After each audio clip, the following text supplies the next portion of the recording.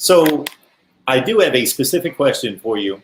But before we get to my specific question, your review of what happened last weekend, if anything came out that that hit you, struck you a certain way, positive or negative, and then looking forward, of course, previewing what is going to start transpiring on Friday, June 11th for that second big weekend.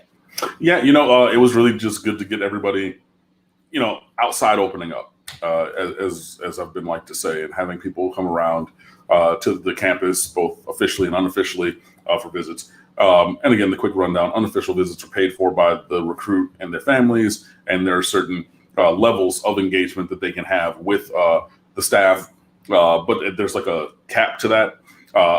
Official visits are paid for by the school. You can bring up to, I believe it is 2 or 3, depending on who they are, family members or close associates, like your high school coach and direct family members.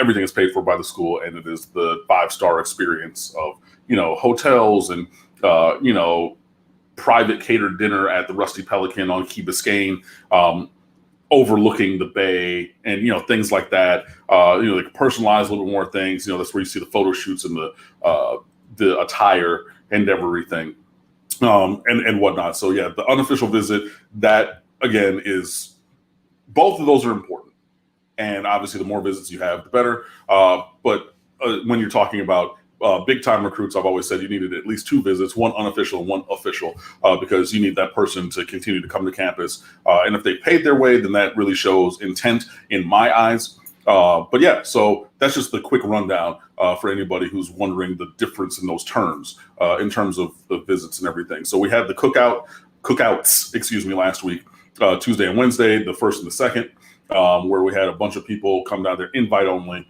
So really specific, targeted recruiting. And just the general chatter is that those went really well. If you look at the recruit lists of people and the pictures and things, because they all get up on social media, the kids tweet out, great time at the U, or I'm on my way to the crib, or whatever it is. All of that, it was just elite on elite on elite. It was one of the greatest collections of talent of any of the teams that are recruiting around. Much more talent than there was at Florida, much more talent than there was at Florida State, comparable to your, Clemson, Alabama levels of talent that were there. I'm not saying that we're going to have the recruiting class finally that matches them peer to peer, but you're getting that kind of talent coming through Coral Gables, and the better talent and the preponderance of that talent, then hopefully you're able to secure some of them to end up coming to Miami. So, in general, it was good. I think that we're starting to see clarity in the recruits' intent and the program's intent on who they're going after for what slots in which week.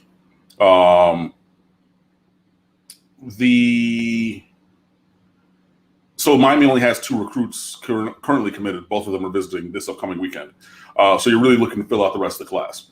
There's some big names around. There's a lot of elite talent around South Florida, obviously, and just really starting to see, even despite, maybe the program doesn't feel the way that the fan base or the sentiment on Twitter is about certain guys.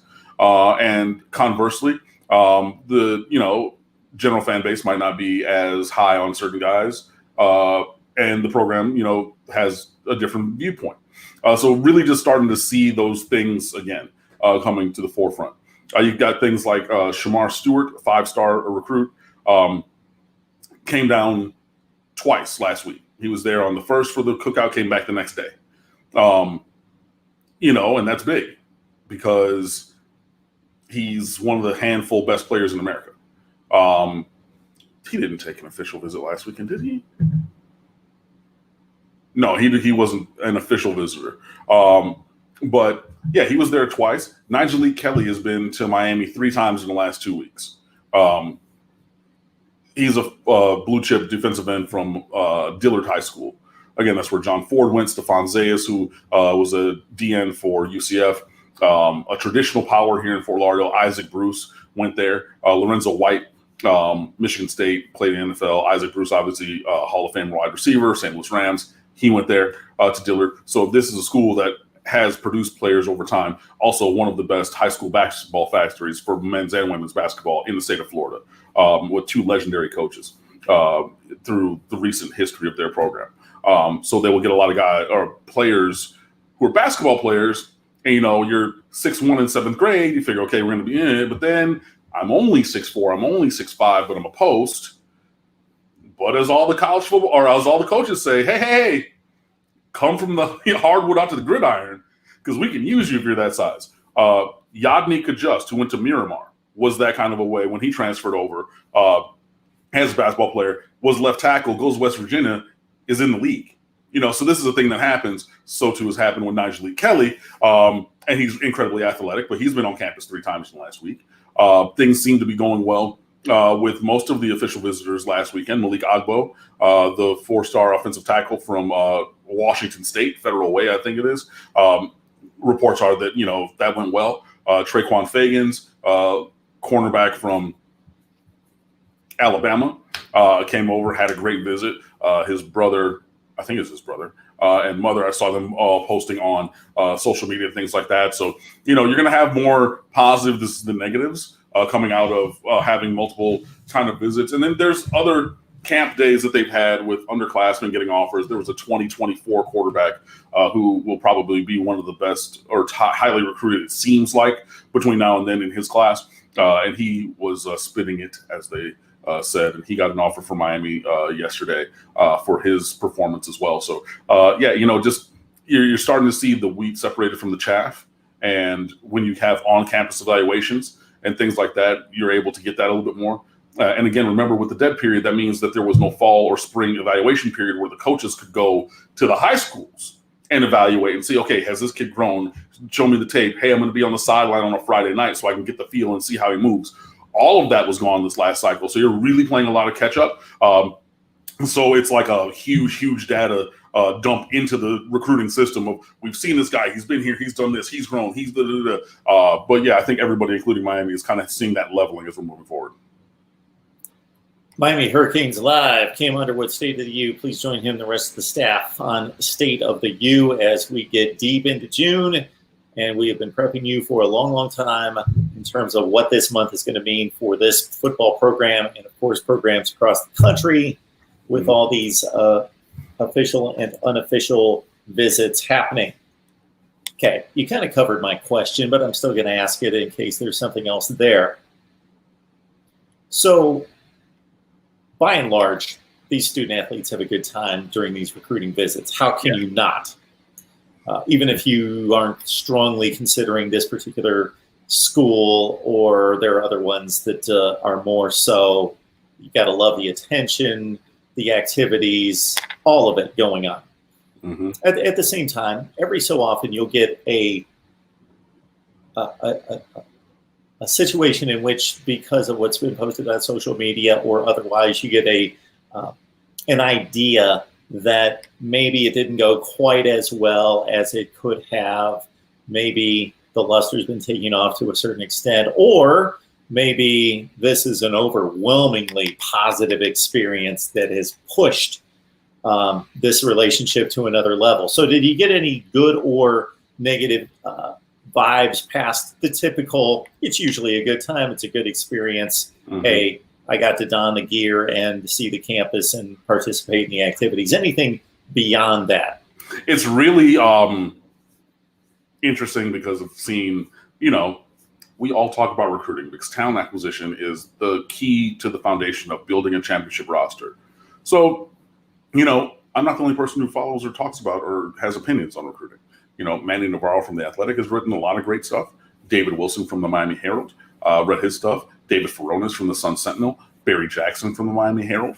Obviously, all the guys over at 247, Andrew Ivins, who used to be local, but now he's a Southeast Regional. Gabby Urrutia, who I gave his start at State of the U, and he's transitioned over there. One of the greatest talents that I've ever had at State of the U, and I knew that he was short for our site. And then also David Lake over there.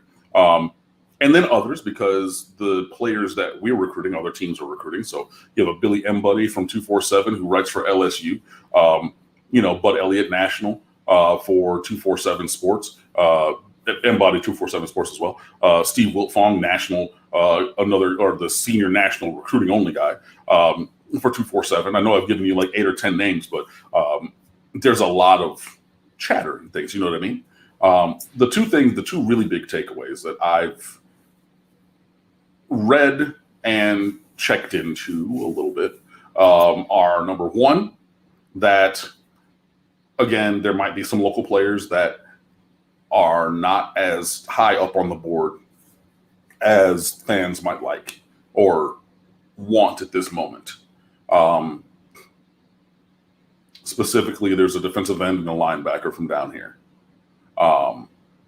who both might not be as high up on the board as fan sentiment might have them. So that would be that. But it's not necessarily that it was a bad experience, but like as Miami is evaluating the potential for maybe getting other guys in these positions and where they're looking on the roster, maybe there's, the road diversion in Yellowwood, and we wouldn't, they took the road less traveled, as it were. The really good thing for me, good things would be these three. Number one, Traquan Fagans reportedly had an incredible visit. 4-star recruit, cornerback, 6'2", 185 pounds from Alabama. Obviously, going to be hard to beat the home state team, but whatever, game on. Number two, Malik Agbo, I already mentioned, had an incredible visit as well. Has already said that a distance is not a disqualifying factor for Miami. So that's good. Number three, and the reason that I mentioned the LSU writer, is the widely known development from last weekend is that while LSU was widely thought to be leading for Shamar Stewart, that visit did not go smashingly for them, which is really good for us. Obviously there's work to be done. Obviously things can turn around, but it was very clear that whatever happened, it was not a home run official visit, knocked it out of the park, sign right now. That situation was not the connection between Shamar Stewart and his time in Baton Rouge. I got a couple friends who are LSU fans, so they're telling, this is what we're talking about, or I heard from this guy who was, on staff and everything about the situation, and so hearing from that side was kind of funny. Not like they're wrong, but it was just like the other data input. So I would say, between Fagans, Agbo, and being positive for Miami in Miami, and then Stewart being negative for LSU but positive for Miami elsewhere. I would say that those were the three big ones from this past weekend, with the continual caveat that nothing is done until somebody signed. And though this seems to have trended positively for those three recruits for Miami, nothing is finished yet.